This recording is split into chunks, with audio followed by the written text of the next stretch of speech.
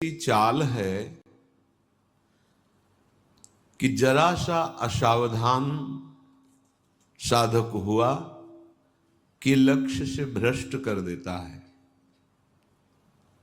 फिर यही मन निरुत्साहित कर देता है, विक्षिप्त कर देता है। इसी के कथनानुसार चले तो इसी ने भ्रष्ट कर दिया। भ्रष्ट का तात्पर्य होता है जो हम लक्ष्य पे चढ़ रहे हैं उससे नीचे गिर जाना। हमारा लक्ष्य है प्रभु की प्राप्ति, जितेंद्रियता, लेकिन ये मन कई तरह से हमें भ्रष्ट करता है। यदि हमारा किसी से कभी कैसा भी संबंध है, कभी ये प्रियता से भ्रष्ट करता है, कभी भय से भ्रष्ट करता है। सामने वाला प्रतिकूल न हो जाए, बहुत ये सावधानी की जरूरत है। ये कभी भय करके, कभी प्रियता दिखा करके प्रियालाल से विमुख मार्ग का अनुसरण करता है। फिर ये इतना जलाता है, इसी ने भ्रष्ट किया, इसी ने मार्ग से गिराया, और यही इतना जलाता है कि फिर निरुत्साहित कर देता है, भगवत मार्ग में चलने लायक नहीं रखता है। बहुत कृपा पात्र और सुजान उपासक वही है जो इस दुष्ट की दुष्टता को पहचानता रहे। बाहर कोई शत्रु नहीं है, बाहर कोई हमारा कुछ नहीं बिगाड़ सकता। हमारा बिगाड़ने के लिए पर्याप्त है हमारा मन। ये मन ही दुर्दशा करे, मन ही इतना नीचता किए हुए है कि हम बार बार शास्त्र की बात सुनते हैं, बार बार सत्य मार्ग पर चलने का उत्साह बनाते हैं, और ये दुष्ट ऐसी चेष्टा कराएगा, ऐसा संकल्प बनाएगा, फिर गिराकर निरुत्साहित कर देगा। जहां रति कर रहा है मन वहीं लगा देता है। निराश नहीं होना, इसकी चाल को पकड़ो। ये दो प्रकार से फंसाता है, प्रियता और भय से। बहुत मनन की हुई बात है। भयभीत तो होना मत, क्योंकि निश्चय कर लो कि मरना है, तो इससे ज्यादा भय क्या दे सकता है। हमारी इज्जत श्यामा श्याम है, इससे भी भयभीत मत हो। अगर गलती हो रही है सुधार करो, गलती हो गई है प्रभु अहम त्वाम सर्व पापेभ्यो मोक्षयिष्यामि मा शुचः। आपको कमजोर होने की जरूरत नहीं है। बहुत ध्यान से सुनना, आपको कमजोर होने की जरूरत नहीं है। प्रमाद स्थिति में हमसे गलती हो गई, हम उस गलती को दोबारा ना करें। और ध्यान दीजिए, वो गलती कराने वाला आपका मन है। जब आप आनंदित होंगे, जब आप उत्साहित होंगे, तब ये फंसाएगा। इसकी चाल है। इसीलिए उदासीन अति रही गोसाई। जो उदासीन रहता है उसकी नजर अपने मन पे रहती है, और जरा सी भी उन्मत्तता आई कि फिर मन जो है वो ऐसी जगह फंसाता है। इसलिए बचो।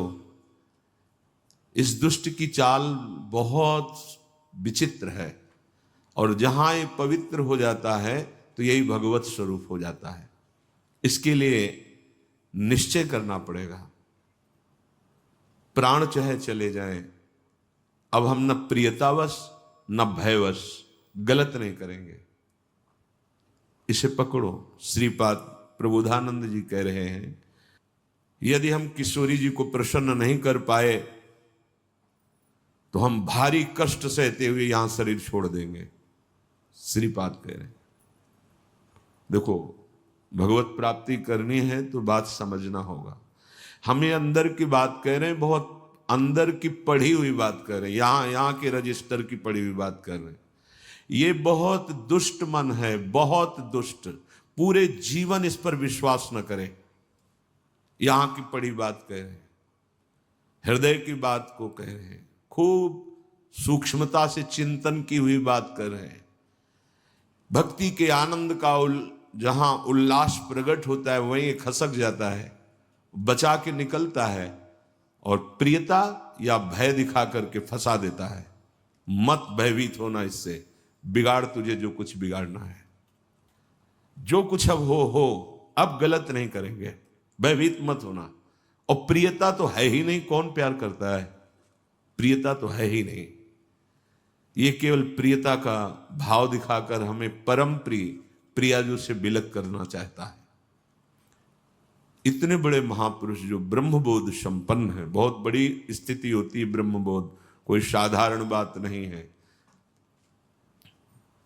वो जब इस प्रेम रस मार्ग का रसास्वादन वृंदावन रस का हुआ तो वो उनको थोड़ी जरूरत रह गई अब प्रेम की। ये हमारे लिए श्लोक लिखा हुआ है। महापुरुष जन जो अपने अनुभव वर्णन करते हैं वो हमारे लिए वर्णन करते हैं। कह रहे श्री राधिके त्वम यदि न प्रसीदे, यदि मैं आपको प्रसन्न नहीं कर पाया इस जीवन में, तो कह रहे हैं आप बहुत कष्ट सहते हुए पीड़ित चित्त के द्वारा मैं अपना देहावसान कर दूंगा, देह छोड़ दूंगा, पर आपसे विपरीत आचरण नहीं करूंगा। बस यहां रुकना होगा, यहां पकड़ो, यहां बैठा लो हृदय में बात। इतना बहिर्मुख हो चुका है उपासक कि वो पकड़ ही नहीं पाता है अपने अंदर की कमी को। वो अंदर ही अंदर वो खोखला करके, निराश करके बस केवल जीने में लगा देता है। खाया पिया सोया खेला कूदा, समय कट रहा है, बढ़िया है।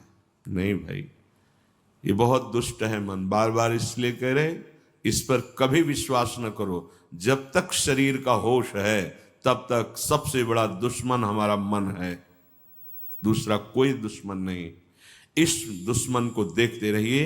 ये 5 ज्ञानेंद्रियों को साथ लेकर हर समय हमारे पतन का प्लान करता रहता है, पतन का संकल्प बनाता रहता है।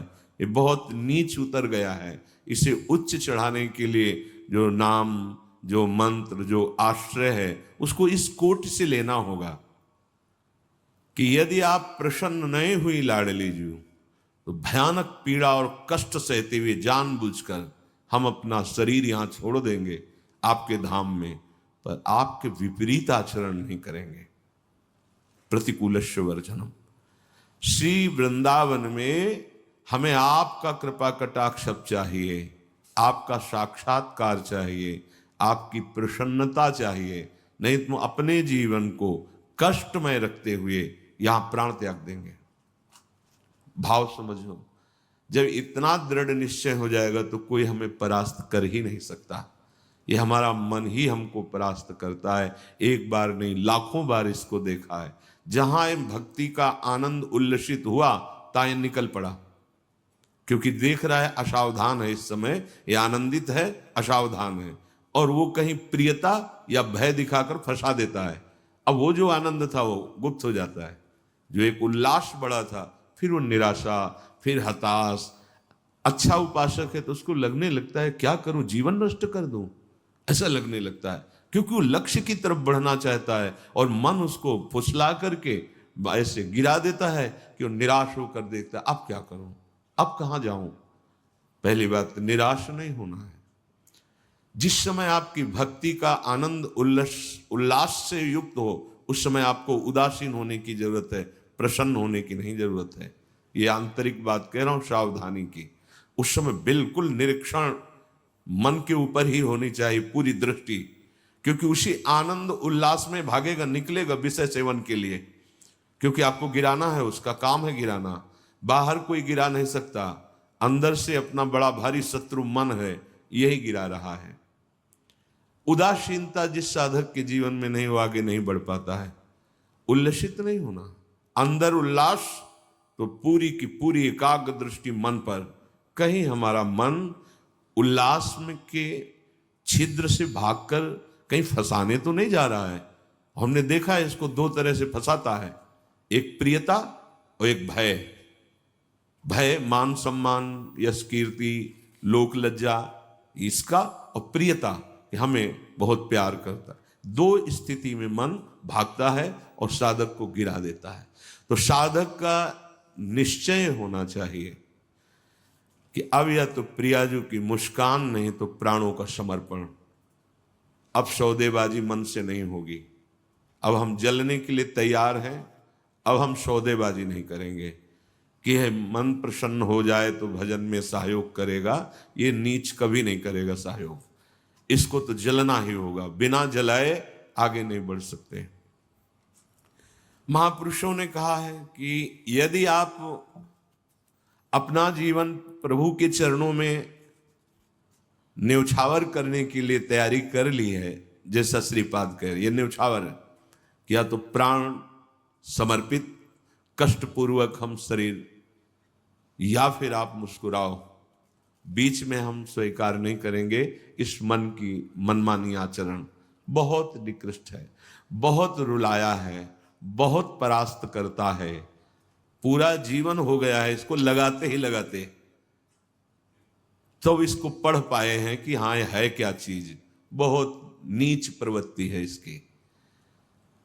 एक क्षण तो ये वैराग्य की स्थिति में, एक क्षण में आपको लगेगा भगवत प्राप्ति की स्थिति, और एक क्षण में इतनी गंदी स्थिति पैदा कर देगा कि लगेगा अभी तक जीवन में कुछ हाथ ही नहीं आया।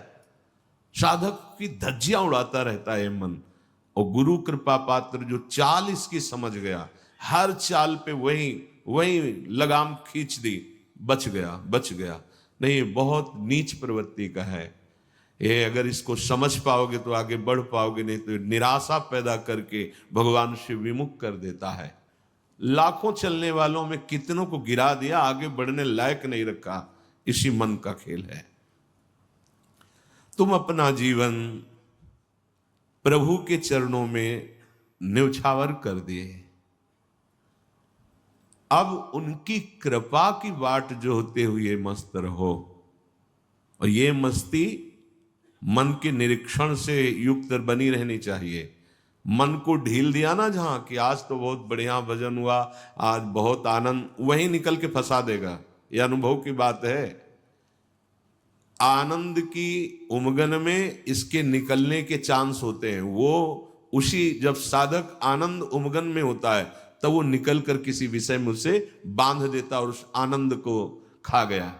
जो आनंद उल्लास था, अब वो पश्चाताप की आग जल रही है। अब फिर उसको लगता है इतने दिन मेहनत करने के बाद तो इतना हम चढ़ पाए थे, फिर मुझे गिरा दिया। फिर वो निराश होने लगता है।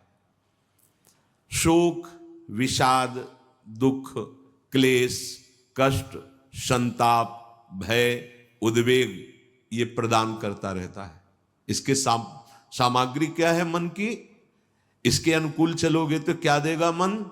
कह रहे हैं शोक पक्का, पर पकड़ में तो है नहीं। ये बहुत खिलाड़ी है, खेल करके और ऐसे तदात्म में बैठा है, तदात्म में कि पीटोगे किसको? तदात्म, तुम्हें तदात्म कर लिया है, अब उसको दंड कहां से दोगे? दंड तो तब दे जब दृष्टा बने ना। वो तो तदात्म कर लिया है। अब जब कुछ नहीं समझ तो आज से भोजन नहीं करेंगे, उसमें कुछ फर्क नहीं पड़ना। वो इतना बलवान, उसको कोई फर्क नहीं पड़ना। तुम 10 दिन के बाद जब भोजन पाओगे तब तुम्हें वहां फिर खड़ा कर देगा जाके, जहां नहीं खड़ा होना चाहिए। ये सबसे बड़ा बंधन मन है। मन ही मोक्ष का कारण है, मन ही बंधन का कारण है। ध्यान दीजिए, जब आपने अपना जीवन प्रभु को समर्पित कर दिया, भगवत प्राप्ति का निश्चय कर लिया, तो अब तुम्हें मन से सावधान रहना है। और किसी से कोई दुश्मन नहीं है। कोई हमें भ्रष्ट नहीं कर सकता त्रिभुवन में। कोई हमारा किसी भी तरह से आनंद का नाश नहीं कर सकता। एक दुश्मन है, वो है मन। ये बहुत अनुभव की बात कहते हैं। जिसने मन पर सदैव निरीक्षण दृष्टि रखी वो आगे बढ़ गया। और जो आनंद में, सम्मान में, प्रियता में, वाहवाही में चूक कर दिया, वहीं मन प्रवेश करके माया में आपको नष्ट कर देगा। लक्षण मन के पास क्या है खजाने में? जब मन के आप अनुकूल चलेंगे, मन के अनुकूल, तो आपको क्या देगा? शोक, विषाद, दुख, क्लेश, कष्ट, संताप, भय, उद्वेग, ये आपको देगा। अगर आप प्रभु के अनुकूल चले, मन जितना आपको आकर्षित करे भोगों के, उसको डांट के उसकी बात ना सुनकर प्रभु के अनुकूल चले, तो इनमें से कोई भी दोष आपके अंदर नहीं रह जाएगा। ना आपके अंदर शोक होगा, न विषाद होगा, न दुख होगा, न क्लेश, न कष्ट, न संताप, न भय, न उद्वेग, कुछ नहीं रहेगा। निश्चय, ये बात निश्चय समझ लो, सारा का सारा मन का एक खेल है। जो सब दुखी हैं, सब परास्त हो रहे हैं, सब जल रहे हैं, उसका कारण मन है। ये मन